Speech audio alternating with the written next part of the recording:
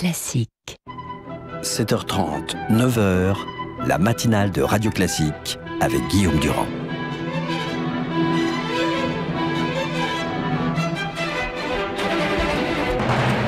L'invité politique sur Radio Classique et LCI. Voilà, il connaît très bien les problèmes économiques. Il a été ministre du budget, notamment. C'est Éric Woerth qui est notre invité ce matin. Bonjour, bienvenue. On va parler évidemment de la situation économique, de la situation de l'UMP, du Front National et de cette affaire de TV5 Monde, parce que finalement, c'est une sorte d'ambassade de la France dans le monde entier. 200 millions de téléspectateurs possibles, en tout cas 60 millions certains. Est-ce que ça vous inquiète beaucoup, forcément? Forcément, oui. On découvre qu'on peut prendre presque le contrôle. Alors, je ne sais pas si c'est le cas exactement, mais en tout cas qu'on peut bloquer la diffusion d'une chaîne de télévision. Celle-ci est internationale, donc évidemment elle est bien choisie, elle diffuse beaucoup en Afrique, elle diffuse un peu partout. C'est très inquiétant. Je ne sais pas. Oui, je ne sais pas si le degré de sécurité était suffisant. Je n'en sais rien. Je ne suis pas technicien comme la plupart de nos auditeurs. Et en même temps, je ne sais pas quel est le degré de sécurité des autres médias français, des autres médias d'ailleurs internationaux dans le monde. En tout cas, c'est par cela. En tout cas, les terroristes montrent qu'ils ont un parfait contrôle de ces techniques-là. Donc ça veut dire qu'il y a encore 2 jours, je crois, Bernard Cazeneuve, le ministre de l'Intérieur, disait que la menace était forte. Là, on a la preuve tangible que la menace est forte sur le pays. Est-ce que vous considérez que l'opposition dans ce domaine doit se solidariser, non pas pour des raisons politiciennes, mais vraiment de la politique du gouvernement? C'est-à-dire, est-ce qu'il y a une forme d'union nationale à partir du moment où on s'attaque à une chaîne qui est la voix de la France, quoi. Évidemment, d'abord, elle a été créée sous Chirac. Mais au-delà de cette chaîne, c'est le contrôle des médias par des éléments extérieurs dans des buts terroristes. C'est évidemment très très inquiétant. C'est quasiment un film de science-fiction. Donc il faut réagir. Je ne sais pas si on peut techniquement, et je ne sais pas comment. D'autres pourraient le dire de façon bien plus experte que moi. Est-ce qu'il faut qu'il y ait une solidarité politique? Oui, de bien tout le sûr, monde. évidemment. Contre tout acte de terrorisme, il faut une solidarité. Et il y a pas de problème politique. C'est un problème technique, et puis c'est un problème il faut à un moment donné mettre fin à cet accès absolument incroyable de terrorisme, violence physique, violence étatique, aujourd'hui violence sur des serveurs de médias. On voit bien que contre Daesh, on n'a pas probablement encore tout essayé, donc il faut continuer à le faire. Il faut le faire dans l'Union nationale, mais aussi dans la communauté internationale. Et au Moyen-Orient, les choses bougent beaucoup. Heureusement, on le voit aujourd'hui. Question, est-ce que vous considérez, du point de vue de la vie politique, qu'il faut que Jean-Marie Le Pen soit exclu du Front National? Vous allez me dire, c'est pas mon affaire, le Front National, mais c'est quand même une réflexion. Oui, j'aurais tendance à vous dire ça. C'est un peu curieux comme histoire. Finalement, ça sert beaucoup, probablement, à Madame Le Pen. Guillaume Tabar le disait juste avant, sur Radio Classique. Et ça sert beaucoup à Madame Le Pen. Au fond, ça lui permet de tuer le père, tuer les idées un peu nauséabondes du père, et montrer que le Front National est moins diabolique qu'il n'apparaissait. Si Jean-Marie Le Pen avait voulu faciliter les choses, si Jean-Marie Le Pen avait voulu faciliter les choses à Marine Le Pen, il aurait fait exactement comme ça. Alors, est-ce que c'est un jeu de rôle entre les deux? Je n'en sais rien. Ça reste quand même la famille Le Pen.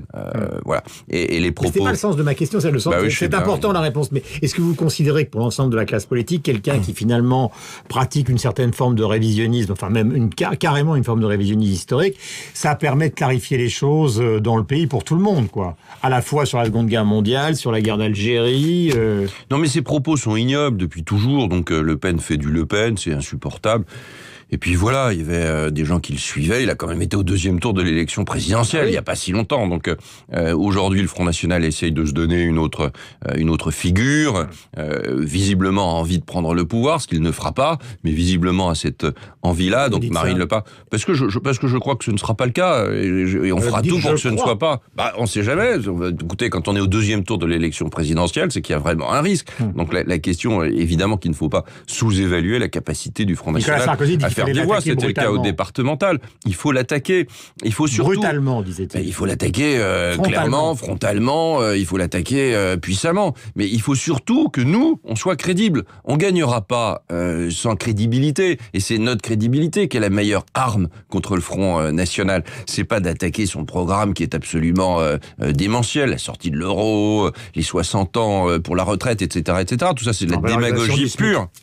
C'est de la démagogie pure, c'est vraiment pure. Essayer cela, ce serait au fond ruiner le pays. Alors nous, on doit montrer que, au contraire, on est crédible, on est capable d'avoir un programme, capable d'avoir de l'union et capable de la force.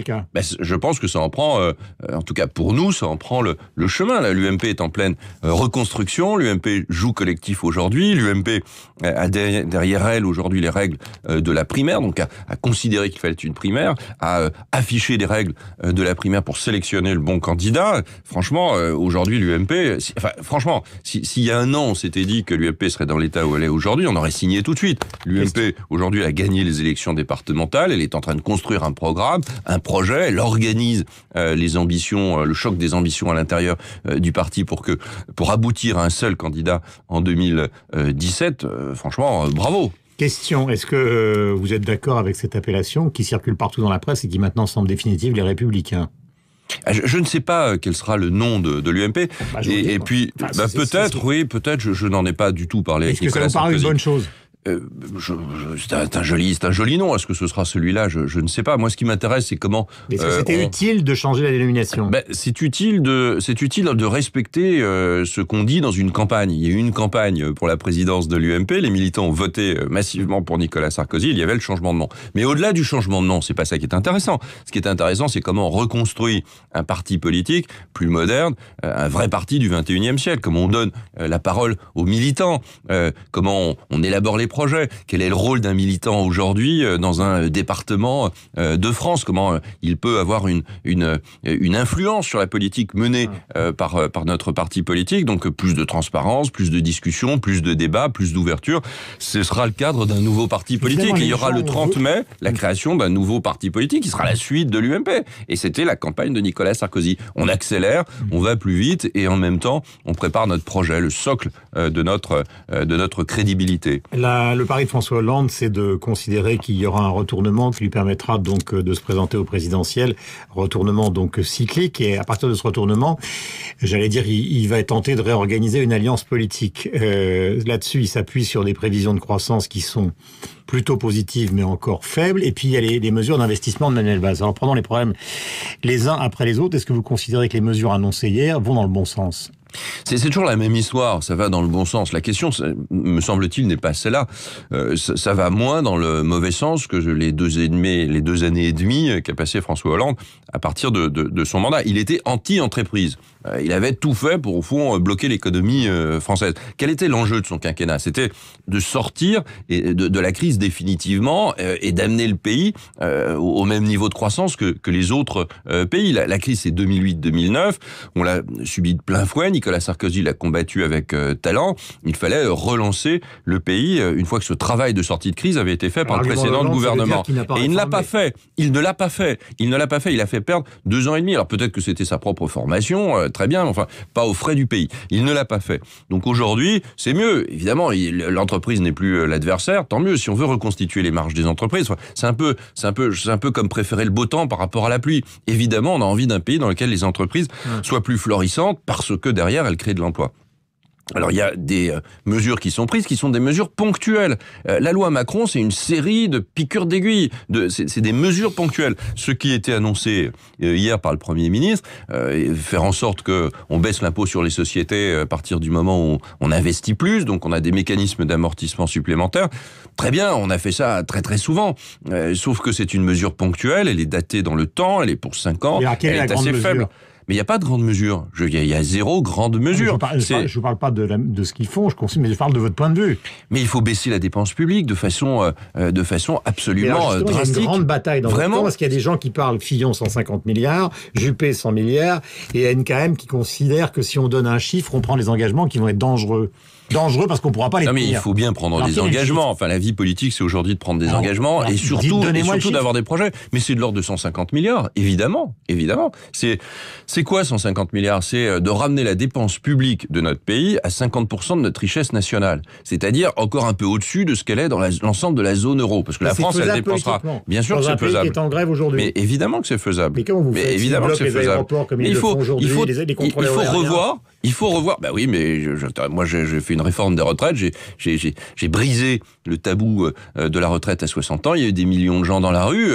Je respecte ceux qui descendent dans la rue. Et en même temps, l'intérêt général, c'était de dire à un moment donné à la nation, on peut pas partir en retraite à 60 ans. Vous ces problèmes-là par cœur. Vous savez que si c'est 150 milliards, ça veut dire réduire le périmètre de l'État, s'attaquer vraiment à la fonction publique. Mais c'est ça les réformes. Et l'essentiel des syndicats en France, ils sont quand même dans la fonction publique. Vous allez les avoir billes en tête. Mais l'idée n'est pas d'attaquer. L'idée, c'est de réformer le pays pour conserver notre modèle social. La réforme, c'est la première de nos protections. Et ce que fait le gouvernement Hollande-Valls, c'est pas de la réforme. C'est du ponctuel. Il prend les choses telles qu'elles sont. Il se dit qu'il faut relancer. Ça veut dire pourquoi ? Parce que comme il y a un vent de croissance qui vient de l'extérieur de notre pays, le prix du pétrole, on n'y peut rien. Les taux d'intérêt, la relance de la BCE, tout ça vient de l'extérieur. Le prix de l'euro, tant mieux. D'autres pays en profitent bien plus que nous. Et donc ils relancent, ils accompagnent, mais ils ne créent pas des conditions intérieures de la relance. Et c'est une erreur fondamentale. Plus le temps passe, plus on décroche. Et quand on dit que nos déficits vont baisser, ils baissent 3 fois moins vite que ceux des autres. Il n'y a vraiment pas de quoi pavoiser. J'ai une dernière question, pardonnez-moi de me demander de répondre brièvement, mais nous arrivons au terme. Tout ça, il va falloir le faire comment ? Dans l'engagement de la campagne et... Parce qu'il va y avoir un débat. Si vous faites 150 milliards, ça va secouer. Donc, vous faites ça comment ? Par ordonnance ? On prend des engagements avant la campagne et on prend des mesures, j'allais dire, quasiment autoritaires à la sortie de l'élection. La campagne, elle peut pas tourner autour de moins 150 milliards. Ça, c'est une campagne de comptable. Donc, il faut avoir une vision du pays. Considérait qu'il fallait faire tout ça par ordonnance juste après l'élection. Mais il faut le faire. Il faut faire beaucoup de réformes en même temps. Il faut mettre à plein le Sénat, à plein l'Assemblée nationale, être prête à le faire, travailler durant tout l'été. Il faut probablement avoir un paquet ou un package de lois cohérentes qui visent la formation professionnelle comme elle vise la baisse de la dépense publique, la révision du modèle social, la responsabilité des Français et le contrat de travail. Par une voie parlementaire classique, oui, par une voie parlementaire classique, elle peut, ou on peut toujours accompagner par ordonnance. La question n'est pas là, mais on peut le faire. Et ce qu'il faut, c'est plusieurs réformes à un moment donné, au même moment. Si vous égrenez des réformes au fur et à mesure du temps, ça marche mal. Et si vous prenez que des mesures ponctuelles, alors vous réajustez simplement ce qui ne marche pas, et donc vous continuerez à décrocher. Éric Woerth était notre invité ce matin sur l'antenne donc de Radio Classique et LCI. Merci, bonne journée à vous. Merci. Le propos est rémanent mais sincère. On va retrouver Hélène et Sophie Poligny.